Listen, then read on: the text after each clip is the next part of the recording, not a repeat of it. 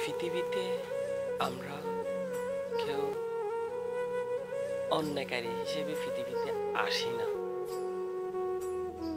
আমাদের কিছু কার্যক্রম আমাদেরকে অন্যায়কারী হিসেবে মানুষ চিহ্নিত করে। আমরা বুঝি না, আমরা জানি না, আমরা বুঝতে চেষ্টা করি না। আমরা যদি আমাদের ভালোটা যদি সবসময় দিই, পৃথিবীর কোনো শক্তি, পৃথিবীর কোনো দুর্বল শক্তি, কোনো অলৌকিক শক্তি, কোনো কেউ কখনো আপনাকে অন্যায়কারী হিসেবে চিহ্নিত করবে না, যদি আপনি সঠিক পথে থাকেন। আর যদি আপনি বেঠিক পথে থাকেন, তাহলে সবাই আপনাকে অন্যায়কারী হিসেবে নির্বাচিত করবে।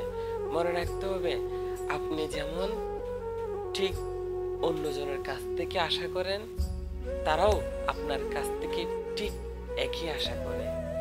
যেমন করবেন অন্যজনের সাথে ব্যবহার, ঠিক টমেটোটে সেরকম ব্যবহার আপনি বুক করতে হবে। তো চেষ্টা করবেন আপনার ভালোটা সময় থাকতে, হায়াত থাকতে, শক্তি থাকতে, অর্থ থাকতে আপনার ভালোটা সবার সামনে তুলে ধরবেন, ইতিহাসের পাতায় লেখা থাকবেন। যদি অন্যায়কারীর পক্ষে থাকেন, তাও অন্যায়কারী হিসেবে ইতিহাসের পাতায় লেখা থাকবেন। যদি অন্যায়কারীর বিপক্ষে থাকেন, যদি প্রতিবাদী হন, তাহলে সত্যের পক্ষেই আপনি ইতিহাসের পাতায় লেখা থাকবেন।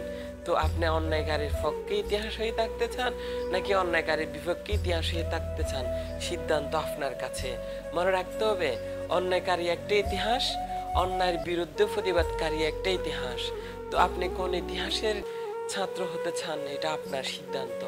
আর যদি অন্যায়কারীর পক্ষ না নেন, অন্যায়কারীর বিপক্ষে না নেন, মনে করতে হবে আপনি মানুষ রূপী জানোয়ার, মনে করতে হবে আপনি সুবিধা লোভী, মনে করতে হবে আপনি দালাল, মনে করতে হবে আপনি নির্লজ্জ, মনে করতে হবে আপনি দালাল, সুবিধাবাদী, নিকৃষ্ট জানোয়ার, ছি খারাপ।